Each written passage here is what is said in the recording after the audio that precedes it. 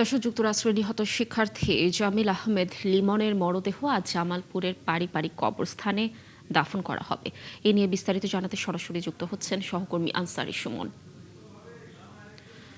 সুমন, লিমনের দাফন কাজ কখন করা হবে, প্রস্তুতি কেমন দেখছেন সেখানে জানাবেন একটু বিস্তারিত আমাদের।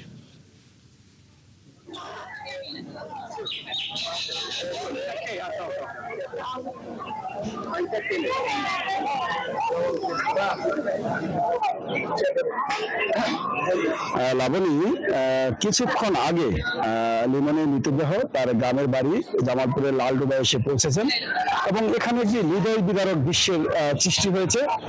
কারণ এই মেধাবী শিক্ষার্থীর মৃত্যুতে দীর্ঘ সময় থেকেই কিন্তু সে এই যে তার জন্মস্থান জামালপুর, সেখানকার মানুষরা কিন্তু দারুণভাবে যেমন ক্ষুব্ধ ছিল, তেমনি তার যে মৃতদেহ বাড়িতে আসবে সেই প্রত্যাশায় ছিল। দীর্ঘ সময় পর তার মৃতদেহ বাড়িতে এসেছে এবং এখানকার মানুষের যে দাবি সেটি হচ্ছে যে এই নির্মম হত্যাকাণ্ডের সাথে জড়িত তার রুমমেটকে সর্বোচ্চ শাস্তি যেন দেওয়া হয়। বাংলাদেশ সরকারের মাধ্যমে সেই দাবি জানিয়েছেন তার স্বজনরা এবং এলাকাবাসী। লিমনের মৃতদেহ বাড়িতে পৌঁছার পর মূলত তার দাফনের যে প্রক্রিয়া সেটি কিন্তু শুরু হয়েছে এবং তার পারিবারিক কবরস্থানে লিমনের দাফন সম্পন্ন হবেন এবং এখানে মৃতদেহ দেখতে কিন্তু তার স্বজনদের পাশাপাশি এলাকা থেকে বিপুল সংখ্যক মানুষরা এসেছেন এবং প্রত্যেক মানুষই আফসোস করছেন এবং তারা খুব প্রকাশ করছেন যে এরকম একজন মেধাবী মানুষকে নির্মমভাবে হত্যা করা হয়েছে। এই বিষয়টিকে তারা কোনোভাবে মেনে নিতে পারছেন না। স্থানীয় মানুষরা এবং বাইরে থেকে যারা আসছেন তাদের কথাই যে এই হত্যাকাণ্ডকে যদি সরকারিভাবে খুব বেশি গুরুত্ব দেওয়া না হয় এবং এই অপরাধীদের যদি সর্বোচ্চ বিচারের আওতায় আনা না হয়, তাহলে উচ্চশিক্ষা গ্রহণ করতে যাওয়া বাংলাদেশি অন্য শিক্ষার্থীরা কতটুকু নিরাপদ থাকবেন, তাদের নিরাপত্তার বিষয়ে সরকার কি ধরনের ব্যবস্থা নেবেন, সেই প্রশ্নটি কিন্তু আজ উঠে এসেছে।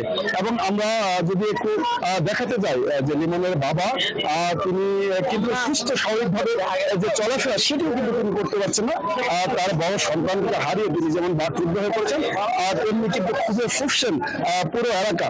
এই হত্যাকাণ্ডের একটি সর্বোচ্চ শাস্তির যে ব্যবস্থা সেটির দাবি পাশাপাশি বাংলাদেশি অন্য যে শিক্ষার্থীরা আছেন তাদের নিরাপত্তার বিষয়টিও কিন্তু এবার সামনে এসেছে এবং সব মানুষের একটি দাবি এই হত্যাকাণ্ডের সর্বোচ্চ শাস্তির পাশাপাশি বাংলাদেশি অন্য শিক্ষার্থীদের নিরাপত্তার বিষয়টি যেন সরকার ব্যবস্থা করেন।